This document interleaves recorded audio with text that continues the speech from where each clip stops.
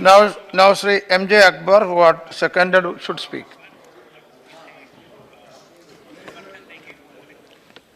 Thank you very much, sir. The Honorable Nadda ji ने तो सरकार की जो आर्किटेक्चर है, सरकार का जो लक्ष्य है, सरकार की जो विजन है, उसको बहुत अच्छे तरीके से हाउस के सामने, सदन के सामने रख दिया है। वो एक तरह से नड्डा जी ने हमारा काम बहुत हल्का कर दिया है सामने रख के। मैं सिर्फ एक बात पे आपकी तवज्जो देना चाहता हूं। हर सरकार का एक फलसफा होता है या होना चाहिए। नरेंद्र मोदी जी की सरकार का फलसफा क्या है? ये अपने उन भाषणों में भी उन्होंने कहा था, जब उन्होंने कहा था कि the era of poverty alleviation is over and the era of poverty elimination has become. लेकिन इस प्रेसिडेंट के स्पीच में एक सेंटेंस है, उस सेंटेंस में नरेंद्र मोदी जी की सरकार की जान, उनकी रूह बसी हुई है। वो सेंटेंस है, there is no violence greater than poverty.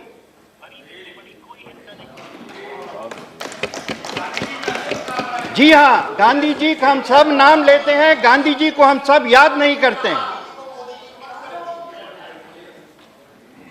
और ये सेंटेंस मैं इसके पढ़ भी रहा था और सोच भी रहा था।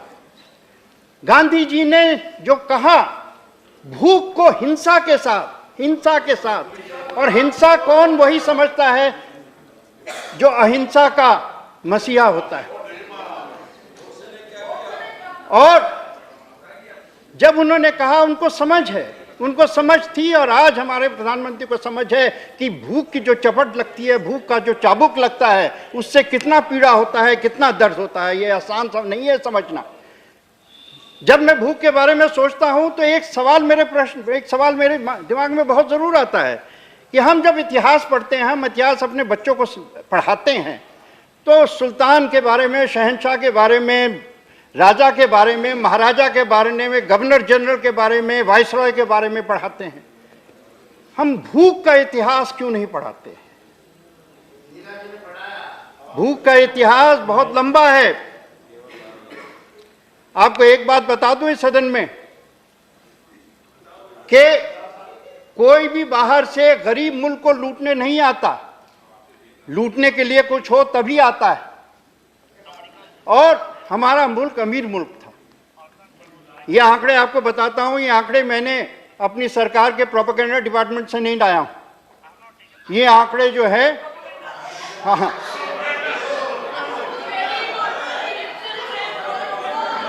मैं ये आंकड़े पॉल केनेडी जो येल में प्रोफेसर हैं, येल के प्रोफेसर हैं, उनकी किताब में है। 1750 में, 1750 प्लासी के 7 साल पहले था, the rise and fall of Nations. और निक रॉबिन्सन की एक किताब है, ईस्ट इंडिया कंपनी पर, the corporation which change the world. In 1750 India had 24% of the world manufacturing output. Britain had only 2%, less than 2%. In 1947, Britain had 24% and India had only 2%. I have not seen a better definition of colonization than this. Hunger, गरीबी, अकाल, भूख, 1765 के पहले record किया, ये अंग्रेज के 150 साल में 34 बार महाकाल हुआ है हमारे बंगाल में, खास तौर पे 34 बार। 1765 में जमींदारी मिली थी अकाल को, 1769 में पहला अकाल आया था। उसका कारण क्या था? उसका कारण था कि जब when the rains collapsed, जब सूखा पड़ गया, तो पेजेंट के पास सरप्लस नहीं था कि वो खाना खरीद ले। क्यों नहीं था? क्योंकि अंग्रेजों ने टैक्सेशन ऐसा बना दिया था कि 5 मिलियन पाउंड बाहर भेजना था उनको। पेजेंट के पास जब सरप्लस खत्म हो जाता है, तभी वो भूख से मरता है।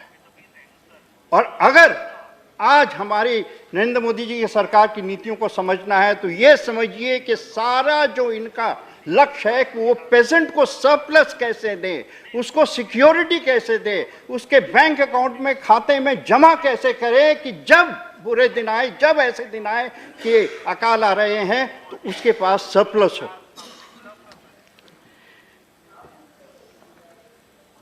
देखिए, अंग्रेज को गए हुए तो 70 साल हो गए।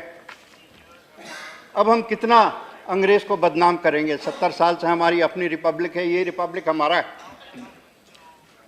अगर अपनी रिपब्लिक की सच्चाई जानना है तो 26 जनवरी को जब हम रिपब्लिक डे का परेड मना रहे थे, देख रहे थे, उस दिन एक गांव है केओंझर डिस्ट्रिक्ट में, उड़ीसा में, इसी साल वहां एक महिला है सावित्री नायक, गधुली गांव, उनके शौहर का नाम रायबा है। रायबा मर गया बीमार पड़ के।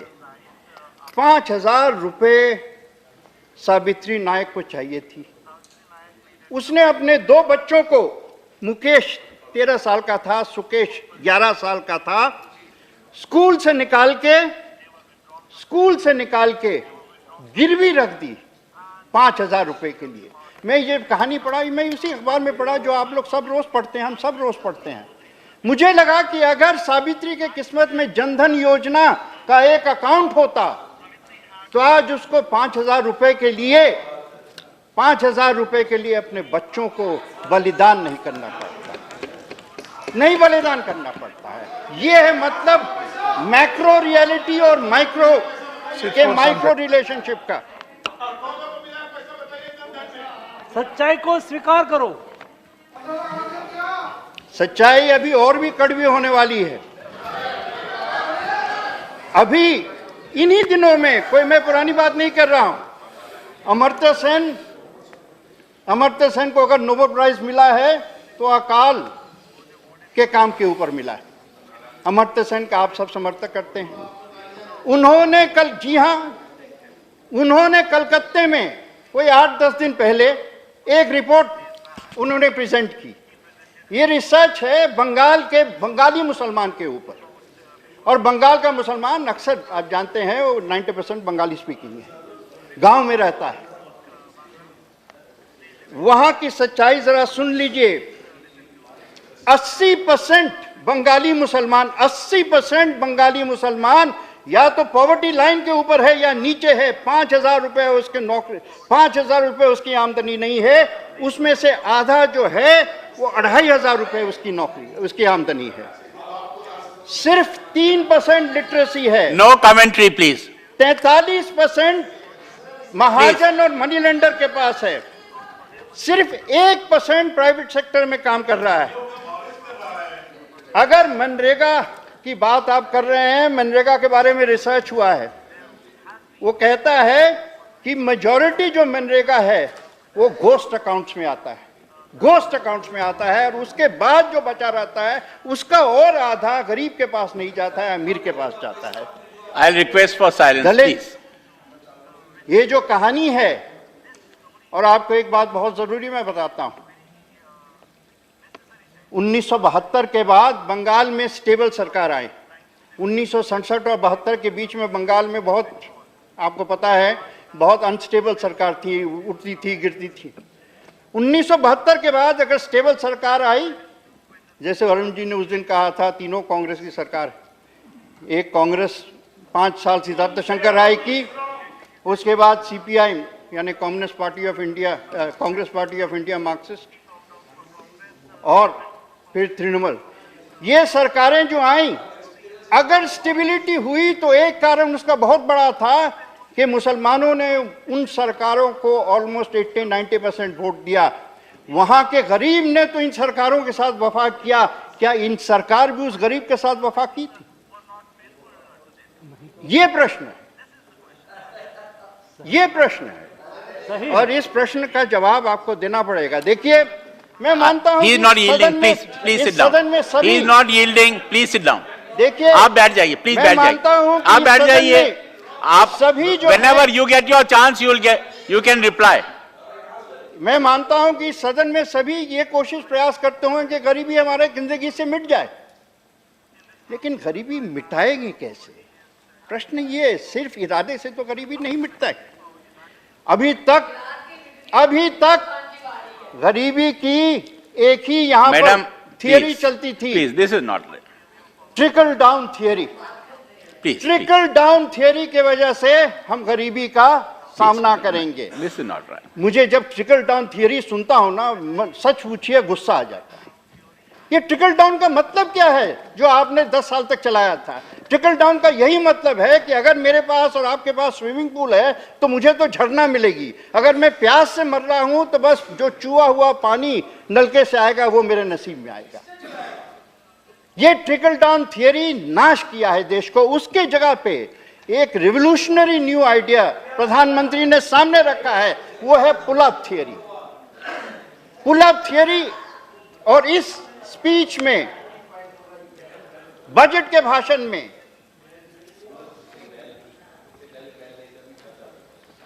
नहीं, भाषण में भी और राष्ट्रपति के स्पीच में भी एक जो बहुत जबरदस्त बदलाव ये है कि मैं मानता हूं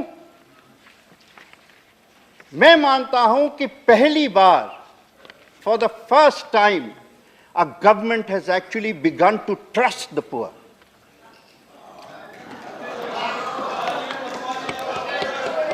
So far we have been farming out various kinds of dole.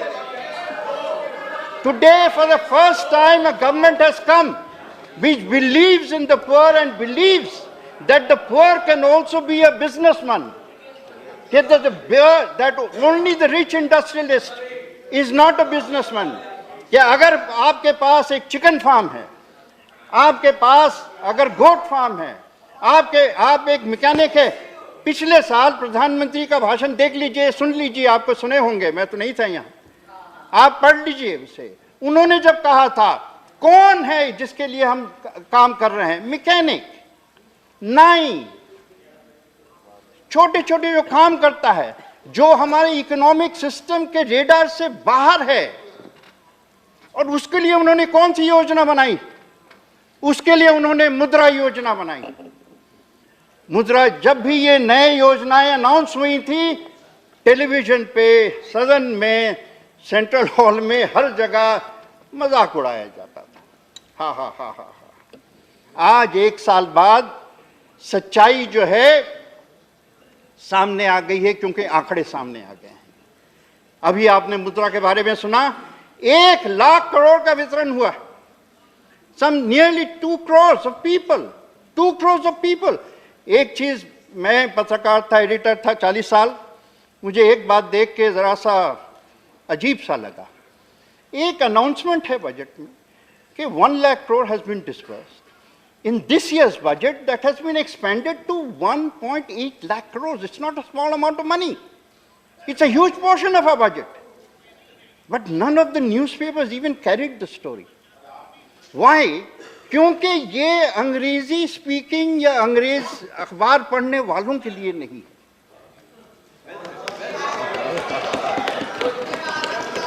गरीबों के लिए, ये उनके लिए है जो ना अंग्रेजी अखबार पढ़ते हैं और शायद हिंदी अखबार सुन लेते हैं किसी से। इसलिए वो नहीं छपा अखबार, इसलिए नहीं कि कोई षड्यंत्र कर रहा था।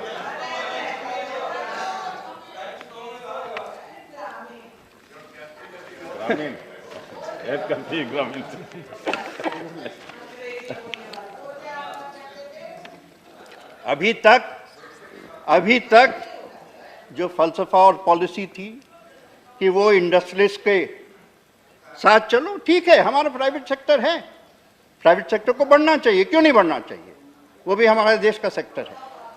लेकिन प्रधानमंत्री ने खुद एक अपने भाषण में बात कही थी, उस बात को मैं दोहराना चाहता हूं। उन्होंने कहा था, we have to move away from the binary of the public sector and the private sector and look towards the personal sector. Now, what is the personal sector? If he is not yielding, I will not allow it. If he, you can, okay. Point of order. Okay, carry on, Yes. carry on. My point of order is that whether we are discussing What is the personal President's sector, address or Prime Minister's address, because he is referring to Prime Minister's address all the time. So let him be restricted. Let him be restricted. This to is no President's point of speech order. only. This is no point of order. Thank you very much. Please carry on. Please carry on. आता ही है I am very happy that I am referring to the Prime Minister. Government- I refer to him with pride.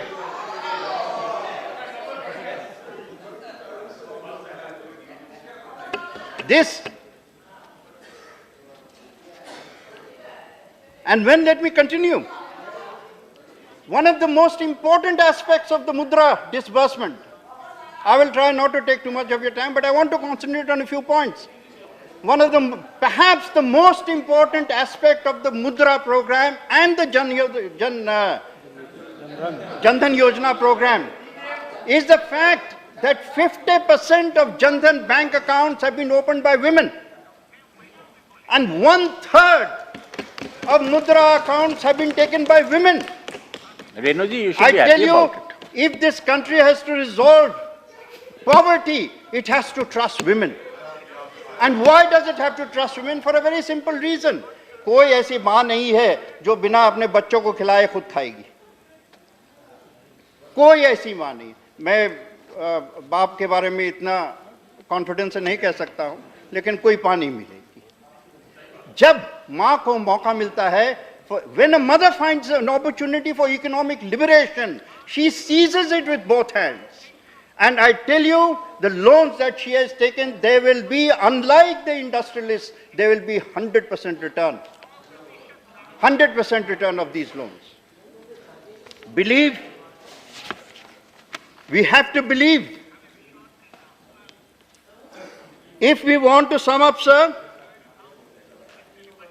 the philosophy from where I started, if we want to sum up the philosophy of the government in terms that are comprehensible, easy to understand, I would sum it up with these words. Kamai, सिंचाई, पढ़ाई, दवाई, सफाई, घर, गांव, गरीबी.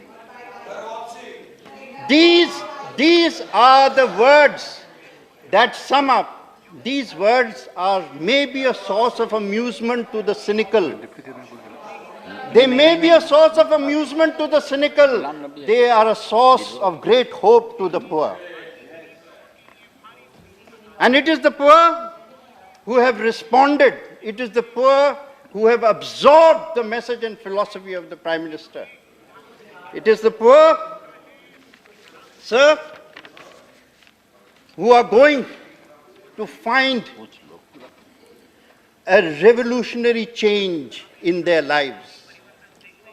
Ye Sarkar is committed to, as I said in the very beginning, in the opening remarks, not to the alleviation of poverty, but to the elimination of poverty. And I can tell you, the poor are not going to wait very long. They are tired of waiting. For 70 years, they have waited. I may have mentioned this before, but I beg your permission to repeat it. In 1950, when we started the process of economic mobilization and planning, the number of Indians below the poverty line was estimated around 60-65%. Today, with some perhaps pride, we say that figure has gone down to 30. We can congratulate ourselves with that figure. We can feel very happy about that. But the question that the poor are asking is something else. That if it took you 70 years to bring this figure down from 60 to 30, is it going to take you another 70 years to bring it from 30 to 0? They will not wait another 70 years.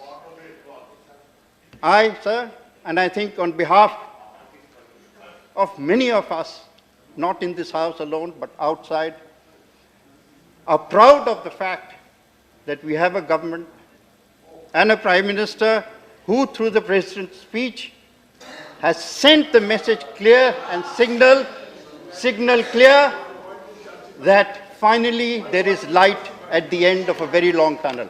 Thank you very much. Thank you very much.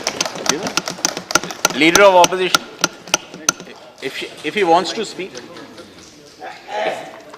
then Ashwini Kumar. माननीय Okay. Thank you. Deputy chairman sir, No, please. Please. अभी No. I'll call you. Wait. Please, I'll call you.